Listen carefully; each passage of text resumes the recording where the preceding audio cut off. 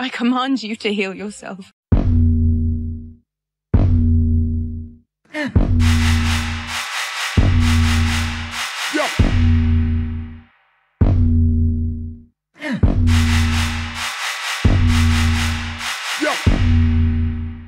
What's up? Episode 26. We're back. I'm your host, David Ben. And on this episode, we talked to Sam Wagner of Shroomsquatch Myco-Ventures. He's a mushroom farmer, an educator, really smart and passionate dude. So I think you're going to enjoy all the stuff we talk about. We discuss another species of psychedelic mushroom. We talk about inoculating spawn with spore syringes versus liquid culture and a number of other things. So glad you're with us. If you have any questions or you want to throw some feedback our way, info@mustashroom.com, MUSTASHROOM.com. Our parent company, our sponsor, MUStasH Brands, spelled the same way, MUSTASH brands.com. This is episode 26. You're going to love it. Owner of Shroomsquatch Myco-Ventures, and education is kind of our primary thing. It's just me. I like to say R is like the universal we all the time. I'll try to limit that, but I am the sole owner and operator of that business. I also grow mushrooms as part of that, mostly cordyceps. Okay. And then some reishi, still grow that as well. I've always got some oyster, other culinaries rolling around. So, I was in social work for 15 years, which is why I kind of leaned into education. And I had a really small farm with a buddy for a minute. And then we just kind of both were like, is this really what we want to do? Do we want to play the farmer's market game? Yeah. And just like showing up every weekend, you feel like you're hustling forever. Still feel like I'm hustling forever, but at least I'm enjoying the hustle a little bit more. Um, and at that point, I just kind of kept having this thing that kept coming back into my head of like, remembering the way that can be named is not the constant way, like it says in the Tao. And that just kept coming to me. And so I said, man, what am I really supposed to be doing with this? And that's when I moved back towards a more myco social work, if you will. Sure. That's kind of what I called it, towards an education side. And I moved back towards teaching people right before Proposition 122 passed, and it became legal for people to grow psilocybin containing mushrooms at home, of course.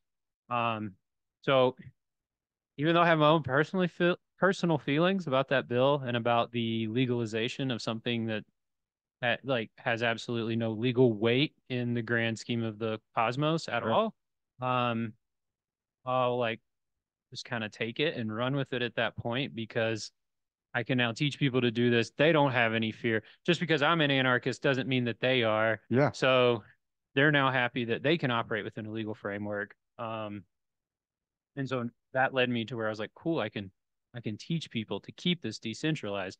I can teach people to keep this out of the corporate capitalist hands. I mean, it'll be there anyways, but it's like at least a small group of us can remain anarchists in the middle of all of this. Absolutely. You probably hear me talk a lot about anarchy because that is like kind of But it's how I like targeted anarchy. Yes, absolutely. Very much so. And so yeah, that was kind of how I ended up back at the education piece, was kind of trying the farm hustle. And then through that process, continuing to grow medicinal mushrooms. I'm now in the process of looking at a potential scale up with cordyceps and reishi production specifically. And then we'll put lion's mane on it too. Once we kind of figure out. Main medicinal Yeah, strains. yeah. We consider turkey tail. I mean, those are kind of your big four, but truth is that most people just buy wild forage turkey tail because it's so abundant. Really? Yeah. And so I don't know. It's probably more resource intensive to produce large amounts of turkey tail than it is to actually forage it responsibly. So I'm sure there's foragers that's all they do that could Yeah. probably speak more to that. So I'm not gonna try to speak too heavily to that, but those are just the tiny little pieces I know about that. Anyway, so all that to say, like our main purpose at Shroom Squatch is to get people to cultivate in their own home because we believe that you learn to care for nature, then nature will care for you. And I say it all the time that all of these people who are doing all of these, good people, everyone who has taken on like you know, whether they're doing ceremonies, whether they're doing therapy, whatever they're doing with mushrooms, but they have absolutely zero idea of its role in nature. They'll call it plant medicine, for crying out loud. I've heard the term botanicals used for psilocybin containing mushrooms. I'm guilty of that too. I group together like ayahuasca and the other Yeah. entheogens together with psilocybin. So I'm guilty of that as well. Yeah. I know technically it's in the fungal realm, but so no disrespect to fungi, but yeah, I'm guilty of that for Yeah. sure. I think it's, you know, it's one of those things that people just end up saying, right? It's like Yeah. it's just it's common language. Um, but I think that all of those folks who are doing all of those things, they need to have some place that they're coming from where they have some understanding of nature, and fungi's role in nature, and just just how does this work? Like what is it really doing? I mean, there's some theories out there that psilocybin containing mushrooms have potential to actually stabilize and maintain watersheds, like in nature. And so it's like it's not just like we're not just eating them for their psychedelic properties. Wait, step back for a second. Yeah, Can you elaborate on that? Because that's I can't a fascinating. whole lot because it's still a theory, Okay. but yeah, there are folks who are looking at psilocybin containing mushrooms for whatever reason, specifically seem to be able to stabilize watersheds that are eroding. And it has to do, of course, with the way the mycelium grows underneath the water. Probably my theory on they don't know why, right? This works. And my from sitting in the forest and looking at it, right, from cultivating mushrooms, why would this happen? My guess is that it would have something to do with the mycelial network being extremely rhizomorphic and holding together the soil there, at a much higher rate. It would also allow the fungal organism to be able to potentially consume more nutrition because of the rhizomorphic nature, of that fungi. Rhizomorphic meaning be able to contain more water? Rhizomorphic meaning that, you know, when you see like that ropey mycelial Yeah, structure, like the that's a hyphae yeah, extensions. Okay, yeah. So those are rhizomes, right? Just like we would talk about in plants, like a rhizomorphic organism being like an aspen tree. gotcha. So those rhizomes essentially are going out further and they're obtaining nutrients through enzymatic, you know, like release. And then that is a complex organic chemistry problem that breaks down the nutrients in the soil and then it gets absorbed through the hyphae, right? So the tip releases the enzyme, breaks all the nutrients down, sucks it back in through the hyphal tube or the rhizome in this case. And we have other types of mycelial growth that aren't rhizomorphic, right? And they're still very aggressive. Like oyster mushrooms are a good example of this. And oyster mushrooms could potentially stabilize certain watershed areas as well because of how they do all this, but it wouldn't be the same application. It Wow. would be more probably focused more around actual water filtration, and doing things like that. Yeah. Um, We've talked about how mycelium has been used for packaging, like IKEA is using it for their packaging and for housing structures and all kinds of other stuff. But specifically, like the psilocybin being used because it has different qualities. I've never heard anything like that. So that's fascinating. yeah, it is fascinating. And so that's once again, it's still theoretical. Yeah. We need somebody with lots of money. If you want to give me lots of money, go do some research. I'll do it. Me too. Yeah, we'll go do it right now. So that's what we need is we need people who are interested in these types of environmental projects to start using fungi in a different way. It's already being used in that way. It's just not necessarily being applied in that way, right? Like there's things that we use fungi for all the time that are remediation or regenerative agriculture, but it might not be the specific application and therefore it doesn't receive all of the funding to Sure. create a large Not high scale profile. change, right? Gotcha. It's also not as sexy. Like let's be real, it's way sexier to decide that you're going to hold a ceremony in the middle of your city and change people's mental health problems, or just have a good time, like whatever it is. But Sure. you know, it's not nearly as sexy to have the realization that you're not going to save the planet, quote unquote, because that's just pure hubris. The thought that a human could save a planet that they came from is just it's insane to me. Nice gesture though. Yeah, it is. It's a kind gesture. We should save our species, and that Right, we right. might have some control over. Um, so anyhow, yeah, Yeah. it's cool what some of these different species can do when we start looking at structurally what's going on, underground as well. Sure. So We've talked about the plastic eating fungi that they're looking at for helping with some of the ocean contamination and people using mycelium based caskets so they can be merged into nature. So yeah, lots of really cool applications. I don't know about the casket thing. I'll have to look into that a little bit more, but yeah, I've done a little bit of research. it's cool that they're at least it's cool, but thinking outside the box, or in this case, inside the box. yeah, But that will happen either way. That's what I'll say about it. you're going to grow into nature one way or another. That will happen whether you put a mushroom mycelium shroud around you or not. Kind of accelerating the process. Yeah. One thing I want to touch on real quick that you brought up while you were talking, the keeping mushrooms decriminalized as opposed to making it to the next legalization stage. And we talked about that on my last episode of the podcast.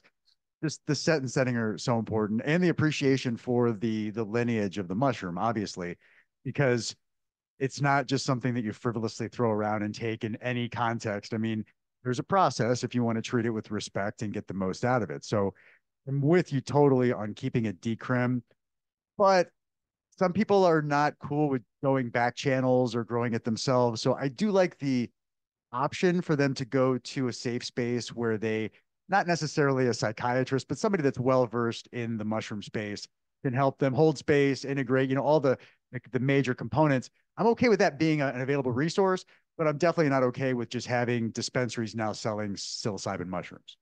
So I'm totally on board with you. Where in the current phase with what they've passed and how certain certified professionals can administer and other things, like where does where are we in terms of like the ultimate legalization? Are we getting closer to that? Or are we still kind of hovering beyond decrim? Um, well, if we look at okay. So we look at what's going on in Oregon. Oregon's obviously That's a closer disaster. than we are. It is a disaster. They legalize everything, right? Yeah, kinda. Yeah, kinda. They at least decriminalized everything. Okay. Um, but what they're doing, and this is Colorado's somewhat following suit on this, and I didn't listen to the last meeting of um the long acronym, the Medicines Advisory Board, the Natural Health Medicine Advisory Board, I believe. Um, but from my understanding, is they're starting to put those legal frameworks into place so that those can happen in 2025. Really? That's Yeah, I okay. think that's their goal. Okay. One of the things that I know that they're adopting from Oregon, and this is because it's federal, is that if you're going to cultivate this to be used at one of these quote unquote healing centers, I like to say quote unquote because I believe the healing center is the person, not a place. True. And so I think that there's a great amount of hubris in calling it a healing center to begin with. I've never sat down with my therapist and been like, cool, I'm in your healing center. It's like, no, I'm in an office. Sure. And you're going to help me figure out how to heal. Yeah, healing just has like healing center has guru connotations associated with it. Too much. So anyhow, those centers that will be using psychedelics, they'll have to be getting them from a DEA licensed cultivator. Right. So, and my understanding is from this last, and this is so sad to me, but from this last meeting is that they will only be allowed to cultivate cubensis mushrooms because apparently, HPLC or yeah, HPLC testing and all of these other ways we have to determine like potency is not enough. We should just use cubensis. And I don't know what I think it's because they're like we can bite off the small chunk and we can use that. I don't know. To me, there's got to be some ulterior motives for why you would say it could only be cubensis. Well, you would think they'd hone in even further if they're trying to keep it an even dose, like the basics, Golden Teacher, B plus, Treasure Coast, not the tidal wave, penis envy, right, top of the spectrum, all of the heavy stuff. Yeah. I don't know. And it is, it is one of the most researched psilocybe mushrooms. So I do understand it from that perspective. They know most of the alkaloids that are contained in there. Not all of them. There's some stuff going on that we're not aware of. But some of these other species that are much more potent or maybe quite average compared to a lot of cubensis even, there's a lot of other stuff going on that we don't know what those alkaloids are. So, which is a good segue to something we were talking about earlier. So on this podcast, my range of growing has been limited to psilocybin cubensis. Um, and so I haven't even ventured into the other options. Like, can you tell me more about the one that like you're interested in now, or that you're teaching about? Because we're kind of oblivious to this point. Yeah. We were talking about the Psilocybe natalensis. And so it's from Natal, South Africa. So And that's where the natalensis. Okay. yeah, that Natal, so Natal for folks that are going to try to look that up. Insis, you know how to spell that, There you hopefully. But natalensis. Um, and it's got an interesting history from what I've read and what I've tried to determine is that there's actually two different mushrooms that get labeled natalensis, and one is actually a cubensis, and the other one is actually a different species, and it's 7 metabolomes away from cubensis, and that was done through actual genomic testing. That was determined. Alan Rockefeller did genomic testing on it along with some other folks. And usually if Alan's done the genomic testing, it's correct. So it has a different quality to its experience and a different quality to the point where there's people who, when they eat it, they don't ever eat cubensis again. Really? Uh-huh. And it's very average potency most of the time, but it doesn't feel like it's average potency. It actually feels stronger in some unique ways. It is the only mushroom that I've ever left my body on, like completely left my body. And I know other people who have said the same thing. Really? And so there's also a stimulating ecstasy-like quality to it that cubensis often doesn't have. And there's less anxiety. I had a buddy who once called it the family-friendly mushroom because there is a lot less of that kind of anxious feeling that you can get with certain cubensis mushrooms. Sure. Um, So it's very benevolent. yes, Nice. yes. I've had friends talk about meeting the mushroom god there. Um, And I had one friend who said he met the mushroom god, and then the next time he ramped up the dose, and he said that the mushroom god came back, but he brought all his friends. Oh shit. Okay. So, So, so this, if I'm looking for spores online, like some of the websites I use, Sporeworks, Spore Store, I don't know that they necessarily offer the natalensis. Where would I go? I mean, do you on your website have liquid culture or spores I for do that? have that liquid You culture, do. yes. Shroomsquatch.com. Yep, Nice. yep. And I'll have the natalensis. Um, always Yoshi dino spores. Like he's always got great spores. I'll go get stuff from him. And then there's a couple of local folks like Full Canopy. Okay. Those guys are great and they carry a really strong natalensis culture as far as it's very vigorous. It grows very well. A lot of what they do has been geared towards grow in the bag stuff. So Less monotub. yeah, the genetics have been really bred for high CO2, low fresh air exchange, which is one of the reasons that, when people get these all-in-one bags and then they inoculate it with just whatever, it doesn't necessarily do that well. Right. And that's one of the reasons it doesn't is because you can breed the mushroom genetics and do certain isolations that are going to be better for high CO2, right? And so Natalensis is a mushroom that actually grows very well in oyster mushroom-like conditions. So a lot of fresh air exchange, lots of oxygen, low CO2. Um, they really love that, and it'll cause them to grow big, and the flushes will get bigger. Um, so that's not the way that people usually cultivate cubensis, and that can make it a little bit more difficult for some folks that don't already have that kind of setup. However, you get genetics that have been bred to withstand high CO2, they'll still do quite well. And that said, like I've had natalensis like completely take over a petri dish before, like with pinning and growing like giant Oh, mushrooms. the agar actually starts to pin. Oh, Okay. hard. Like there's a lot of mushrooms that'll pin on agar. But it takes a while usually for that to happen. Yeah, but natalensis are like it's hard sometimes to get them to not pin, to like use the agar before it has pinned. And a lot of folks who've worked with it will say that, yeah, that's kind of Interesting. So they're aggressively growing. yes. So They eat very quickly. Like I'm talking, you're usually putting them to fruit within 2 weeks of putting them. wow. Like if you put a tub together, it's 2 weeks probably before you're growing these. Any pH variance or anything as opposed to the normal cubensis? I always raise the pH in my substrate just because mushrooms just don't like acidity, period. So where do you hover, like 7.5, 8?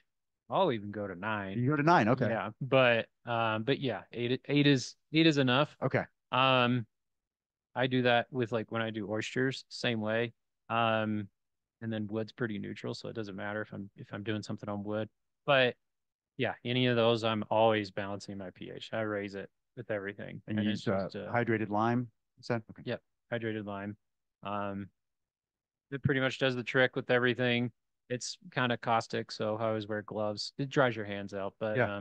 so if people are listening, oh, we'll get some, and then don't breathe it in. Put your gloves on. Like you can not wear gloves doing the rest of the process if you do it right without fear of contamination, but you'll regret getting Let's talk about that for a second. So I'm a big proponent of the still air box. I have a flow hood, obviously that's the best case scenario, but I'm a big proponent of the still air box just because I want to account for spawn transfers and all the other stuff that you'd want to do in some still air environment or in front of a flow hood. But I heard that you do the just open air method with a lot of your bags, or at least Roy told me that. Yep. I guess what's your thoughts on like doing the open air inoculation method versus going over the top using a still air box or even a flow hood Yeah.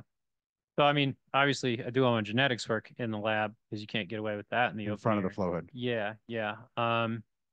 But there's just certain things. I mean, it's really about looking at what is the current substrate, what current state is it in? And this is one of the things I talk about in my class that I like to teach people is like, I am more than anything, like I want people to be successful growing mushrooms. Of course, that's why they took the class, right? Yeah. So they're going to do that. And I'm going to make sure that they get replacements if something fails their first time trying.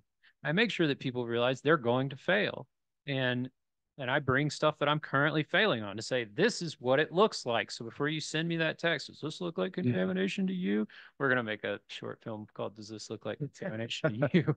All different colors. Oh, it's crazy. And it can be beautiful Sure. when you show people that you teach them to understand like there's only contamination here, not contamination in the rest of the world.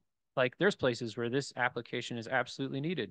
Trichoderma is like one of the primary decomposers in nature. Like we Really? need it. We used to stonewash jeans with trichoderma. Interesting. It's everywhere. This whole thing of like, I spray the air with Lysol and all this crap. Like maybe if you just release trichoderma into the air, like scrub the air a little bit, but it's just over the top. That said, there's a lot of things I do that would seem over the top, but the truth is that your technique and your understanding of what inputs you have that you're putting together are the most important things for clean and successful cultivation.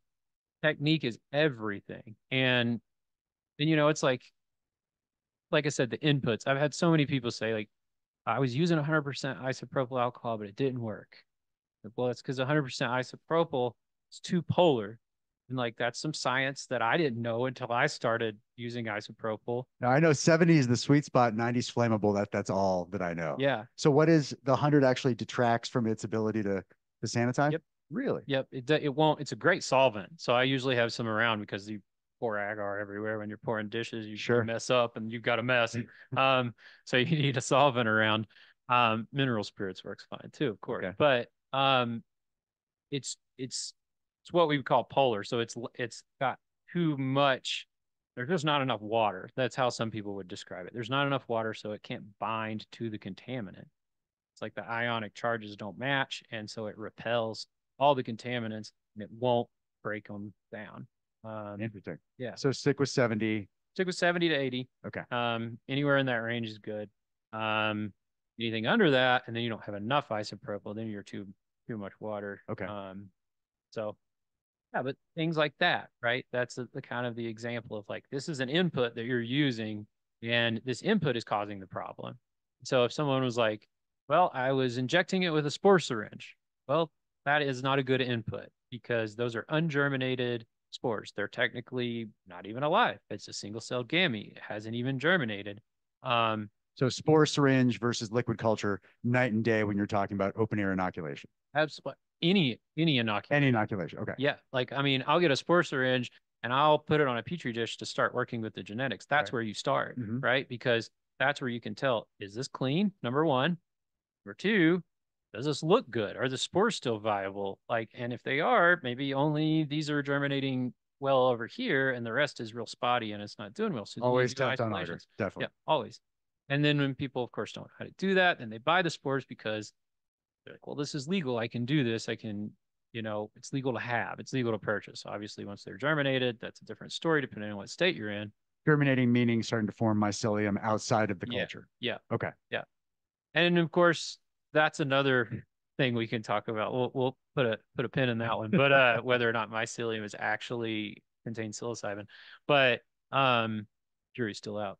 Spoiler alert. But injecting something with a spore syringe is just not going to be as effective, even if those spores are clean, because you're asking the spores to germinate in a 3D medium as opposed to a 2D flat medium. Sure, agar dish is 3D. We live in 3D, but it acts more like a 2D medium because it's a single plane that you're expecting it to germinate on. And when you put it in a bag of grain, my joke in class is always that it's like you're trying to have a kid and you decide that you could either fuck in a McDonald's play place ball pit or do it on a bed, right? One's going to be more successful and not cause diseases. So It creates great visuals. yeah. And I'm sure a Chuck E. Cheese would be willing to let you fornicate in their Yeah, balls. exactly. Yeah. Just Why come wouldn't on they? in. Just come. It's this very family friendly activity. Cool. Okay. So my experience with contamination and bags with open air inoculation has all been with spores. Mhm. So that's why I've had like a bad taste in my mouth. Um, I've done a lot of inoculation into jars with liquid culture, but I kind of gave up on the bags when I was having issues with the spores. Right. So that's good to know. The liquid culture gives you a higher rate of success. Yeah. And you're still like, you still want less moving particles in the air, right? Like turn off the fan and stuff Absolutely. to minimize, but you have a higher rate, even just in an open environment, if you use alcohol Yeah. and do it quickly. Yeah. And so what I do is what I teach in class is essentially that we're taking a sterile item and we're maintaining its sterility by using sanitary technique from point A to point B. So as an example, and this will be really hard, I think, for some people to visualize, but imagine you have your syringe with your needle and you're going to wrap that needle in an alcohol wipe as soon as it comes out of its packaging. So now it's contained within a isopropyl alcohol wipe or a soaked paper towel, whatever, but you're containing it within the alcohol and you're keeping it pointed down so that no air is falling into the end of that needle either. Then you have another alcohol wipe, and then we're going to wipe whatever injection port creation we've got for our bag, for expanding our liquid culture, for our all-in-one bag, whatever we're doing, wipe that down, and then you're going to hit it with that liquid culture syringe. And once that needle is inside that sterile medium that you're transferring to, whether it's liquid or grain, it's in a sterile environment again. You could leave it on the table and go do whatever, go mow your grass and come back in. I'd take a shower if you go mow the grass because once again, we're trying to minimize things Right. here, but it's in a sterile place once that needle is now crossed into there because all that liquid inside the syringe is also sterile. So there's a lot of things that we tell people to do, I think, in not in just mycology, but I think when it comes to working with all kinds of like things that need to be clean and sterile, probably the healthcare system has a little bit of a better handle on this at times, because we hear horror stories from operating rooms. But the the things that we do that are a little bit over the top, like we just don't always we're not thinking critically about what we're actually looking at. We're just doing them because we're like, well, it's better the safe than sorry, Sure. right? I do that a lot with Yeah, mushroom cultivation yeah. because you've had enough contamination over the years. Like, I don't want You don't contamination. want it. That's right. And I'll say this about contamination, and this is what I always tell everyone is that like outside of that, you are going to fail. You are going to get contamination. I know no one who gets 100% success rate all of the time. No one. And if they tell you that, they're lying. They are lying to you. But contamination is typically, not always, because sometimes, yeah, probably still. Contamination is almost always a better teacher than success. Now, You don't get an end product. If your goal is to create an end product that you can turn into something for yourself or for your friends, or you have a business and you're farming oysters and you've got, trichodermas and bacteria or stroma. Oh, we won't even get into stroma, but running everywhere. Like that's a problem. Um, and once you figure it out, you will learn more from that than any chapter of radical mycology that you could read. And, you know, and that's, I think Peter McCoy would probably say the same thing. So, For people that don't know, that's like one of the early Bibles of mushroom yeah, cultivation. I mean, I would say it is the Bible, Bible. of, yeah, like there's nothing that compares to that. I mean, I could teach an entire, well, and actually plan to, I could teach an entire course on radical mycology that would be like, I mean, it'd be 12 weeks probably, maybe No shit. longer. Yeah. I mean, you could do longer for sure because of some of the stuff that he kind of puts forward in that book. Which is a goal of Shroomsquatch, is to eventually just teach radical mycology. It's awesome. So we'll see. That's down the line. But so yeah, the open air stuff it's it's a good way to get people, because I think people think that with open air all they can do is jab this one bag of this, like all in one bag, right? They think like, well, this is easy, this is safe. You could do so much more in the open air, um, because you can literally take that exact same practice that you use to jab that all in one bag. You can expand the liquid culture and you can extract that newly expanded liquid culture. And then you can have multiple grain bags, and then you can pasteurize a substrate instead of sterilize a substrate. And you can put together your own grow bags or grow tubs or draw logs or whatever it is you're trying to do. You can pasteurize wood chips and put garden installations. Like, people weren't farming mushrooms in front of flow hoods, like, Good point. hundreds of years ago. Yeah. So, like, yeah, you'll hear people say it, like we have a lot to learn from China in terms of production, and I think it's very true. And a lot of the stuff that they're doing, they don't do some of the same stuff that we do, as far as like all of these sterile inputs being like very over the top. Um, and once again, that said, I mean, you know, I prepare everything in front of my flow hood. If you have it available. You just do it. Yeah. Yeah. No, I'm with you. So anyhow. That's cool. And so with the open air method, I guess because you're so I'm trying to think. So everything is completely contained within an alcohol swab or something until pen meets paper, until the pin meets the bag. And because you're pointing everything down to the ground, there's no chance for anything to settle in the working environment. Right.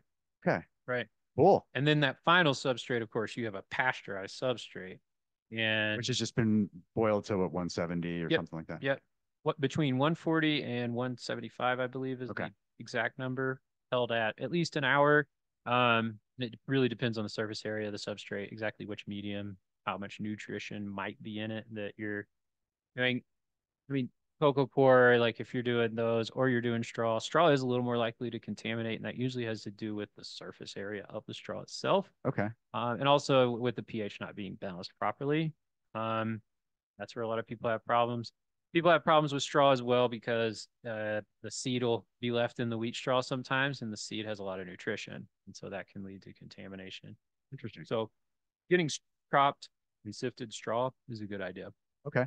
And you it looks like you're heavily into cordyceps. Like cordyceps is kind of like, is that, would you say like that's one of your main focal points right now with growing mushrooms and like your own iteration of that? Yeah, for sure. Um, I don't know why cordyceps like got got into me. Now who's the guy Myco-Symbiote on Instagram? Yeah, William. Yeah, William Brown. Padilla. Yeah. I've seen him a couple times at the Telluride Mushroom Festival. He's like the guru on cordyceps mushrooms. Yeah, absolutely. Him and Mushroom Revival Door. Um Alex? Alex? I don't know. But anyways, those two, they started really the first farms, the first cordyceps farms in America. However many years ago that was now. But yeah, maybe both, like following what they did with cordyceps is extremely helpful, and then really looking at the breeders, what they continue to do. has been even more enlightening for what cordyceps are, what they're capable of. And so that would be folks like Ryan Paul Gates and Jeff at Appalachian Gold. So what's the main medicinal benefit of cordyceps? Because it's in every mushroom blend. Anything that you have. We talked to the guy from Umbo, that's in a lot of their products. Anything that you find with medicinal mushrooms probably going to have some cordyceps. So like what's the big selling point of the cordyceps mushroom? So its first recorded history was actually for libido. Ah. And that was in Chinese, like at least the first found so far recorded history was from China for libido. Okay. And of course, once you start thinking about that, even without the actual research and science having been done yet, like, oh, this increases blood flow. And so how does it increase blood flow? Like what's going on? So what it happens is the cordyceps causes your red blood cell to actually be able to use more oxygen. And so thus that reduces your oxidative stress. It increases your VO2 max without doing anything. So it gets used a lot by athletes, especially folks that are doing high endurance cardio. Okay. And also folks that are doing like high powered cardio, where it's very explosive, like what you're doing in jujitsu. Like I know that like MMA, it's blown up in that whole world of Sure. people using it. Yeah, Umbo's founders are MMA guys. Yeah, yeah. And Jake Plummer. Right. Yeah. Yeah, for sure.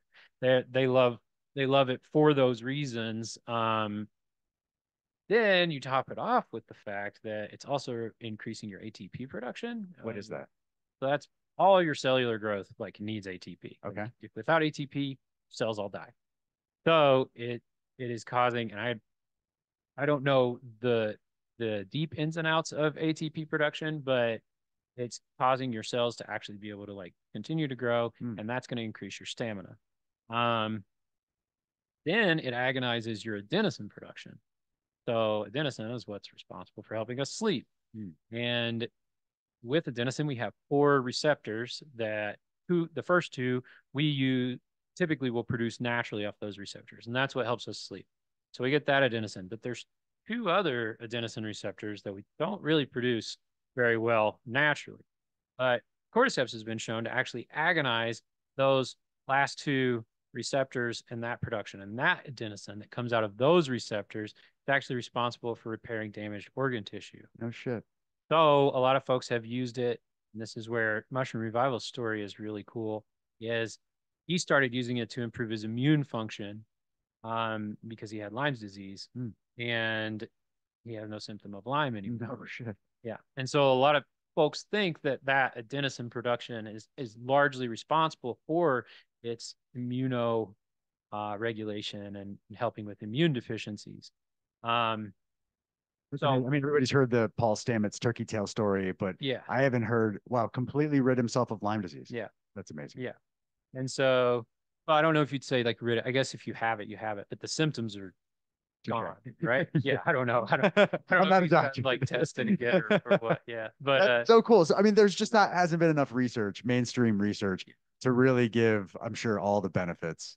no, and I mean we need more human clinical trials with stuff like cordyceps. We've had it with turkey tail. We're getting some of it with lion's mane. Good.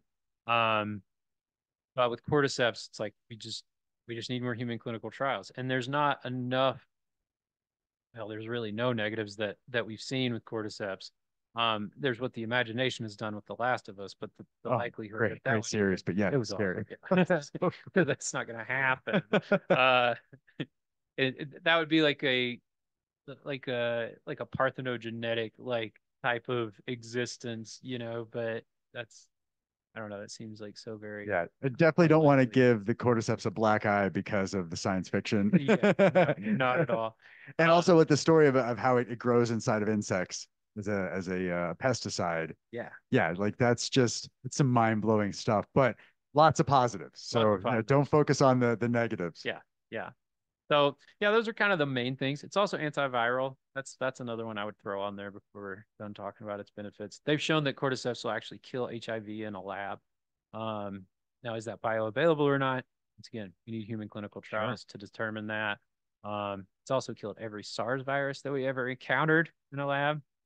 So, once again, is it bioavailable? Not really sure. So if people want to buy cordyceps, do you sell Yes. variations of it on your website? Yep. Yep. I got Shroomsquatch.com, yeah. baby.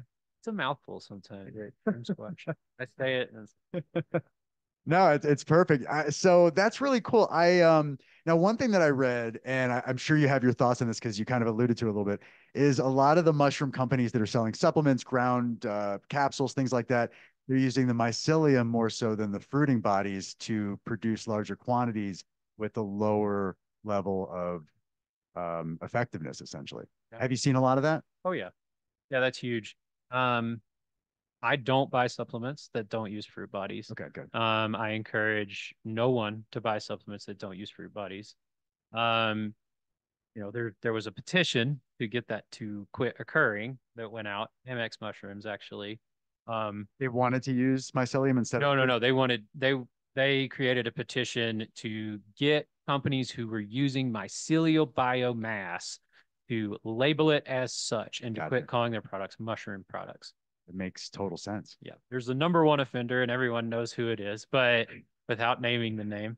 Um, but it's gonna be like Voldemort anymore. You can't even like say his name. But I it's mean, we don't have any real friends or enemies on this yeah, podcast, so exactly. yeah, Um, but it is a problem. Like that, sure. it's just it's snake oil is how I've always said it. I'm from Appalachia, so we talk about snake oil salesmen. But A lot of medicine man. yeah, yeah, and that's what that is. It's there's nothing that they say like, well, it contains polysaccharides. Well, of course it does because it's ground up grain, and grain contains polysaccharides. Which I And don't know what that is. it's the sugar that's produced essentially. Gotcha. Okay. That's essentially what it is. And so, yeah, in carbohydrates, they contain polysaccharides. Everything contains polysaccharides for the most part. So, like, what does it actually contain? Now the focus has really shifted towards testing and being like, well, we have the highest content of beta glucans. Like, we got our we got our stuff tested, and our beta glucan content is amazing. And I'm also kind of like, okay, I could eat straight oyster mushrooms and get all the beta glucans I could possibly want. Beta glucans are important, yes, but all that does with testing is shows that you extracted something. But if I'm taking cordyceps, I don't care how many beta glucans are coming out of that. If I'm taking reishi, I don't care about the beta glucan content. That's I want, that's a bonus if you get it. yeah, Gotcha. yeah. It's become this like litmus test for like our extractions do something. But anyone who's worked with like any extractions would tell you, and I have, I'm not an extraction person, but people who've done the testing, because I've talked to people who actually, the guys at Altitude Consulting, for example, you could do the exact same extraction method on something and be testing for, you know, a different thing. It destroys one thing while keeping the other thing Mm, intact because of the extraction methods varying. So that becomes a problem because it's like, well, if we're not even sure like how to test for all these ganodermic acids that come out of Ganoderma mushrooms, then who's to say that extracting beta glucans is really a good thing? gotcha. Because we don't even know how to test for the ganodermic acid, so we don't know whether you extracted it or not. Like they're still coming up with testing methods for that. So So kind of on the honor system, but people need to say yes, fruiting bodies. yes, they Don't need to even say hover you on the need to start mycelium. there. Yeah, for Okay. sure on the fruiting bodies, and then like I know people who do honest, good extractions, and those are the companies that because I know them or because I've um you know just researched them heavily, like those are the folks that I'm going to go to. And then of course I also go to people who buy their stuff from the US. Like I don't like they either produce it themselves or they're buying stuff from the US. Like I'm tired of looking at supplement companies that are still sourcing everything from China just because it's as cheap as they can and they're like, well, we can't compete like if we're buying domestically. And it's like, look, there are mushroom farmers like myself who will lower our price to get you to bring the economy back into America and decentralize the way that we do this.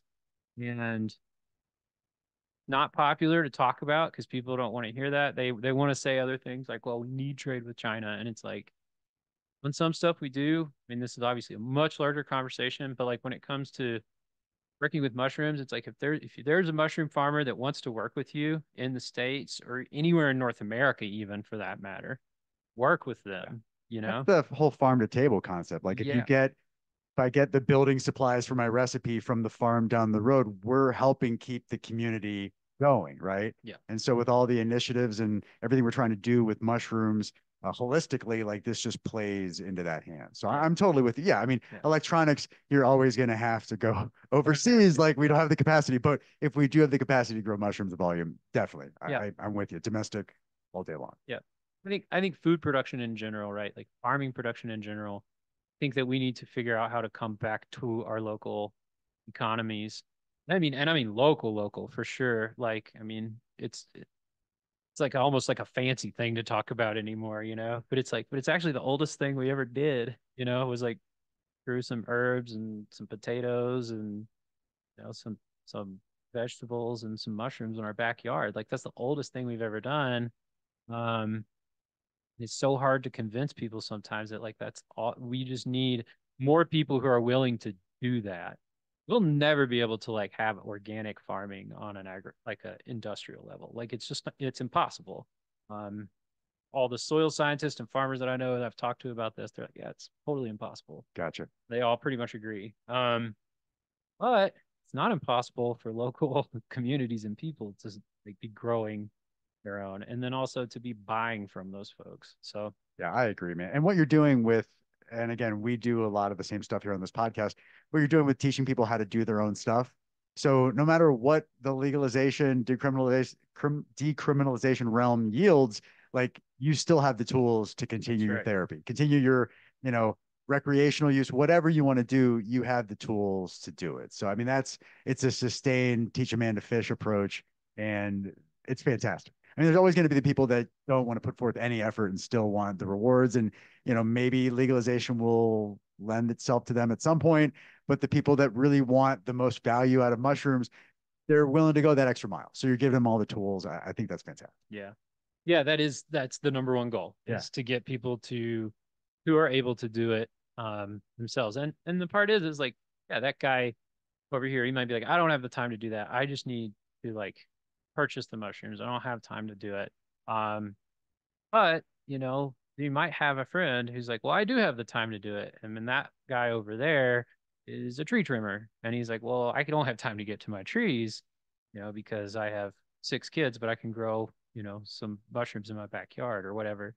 So I think that that's kind of the other thing is like getting people to have these conversations about where do you overlap so that you still don't have to, like you're saying, like go to a mushroom dispensary, like heaven forbid. That's just, to me, that's opening Pandora's box of irresponsibility. Absolutely. I mean, we appreciate it as medicine, fungal medicine. Yeah. But yeah, it's a slippery slope to just open up the door like that. Yeah. Yeah. That would be scary. I think that would be very scary. Not quite Last of Us scary, but yeah. Yeah. But yeah, scary in its own sense. Well, to me, what was it Ram Dass said? He was like, "What you can lose your ego all you want, but you still have to remember your social security number." And like, like losing your ego is great, but if you do it too much, you become a pile of mush. And so, on some level, like the ego is self-preservation. You don't have to listen to it like when it comes to a lot of stuff, but it will keep you from jumping when the time. You have to, I mean, you have to be aware of who you are. Like an ego has to exist. It's just a strong ego. People refer to it as no ego, but you have to have some strong sense of self. Yeah. I'm with you. Yeah. Yeah, I want to wind this down, dude. But so Sam, I want to make sure that people listening, shroomsquatch.com, what classes or what events do you have upcoming? I'm going to try to get this out. It's April 11th. I'm going to try to get this out by the weekend. So people can still, like, if you have any upcoming courses, they can register. What do you have on the docket? Well, the next course is actually April 20th, which I realize I'm competing with a lot of things in Colorado. Very special day. I know for a lot of folks. But if you come to the class, it's from 2 to 5. You still have plenty of time to go get high afterwards.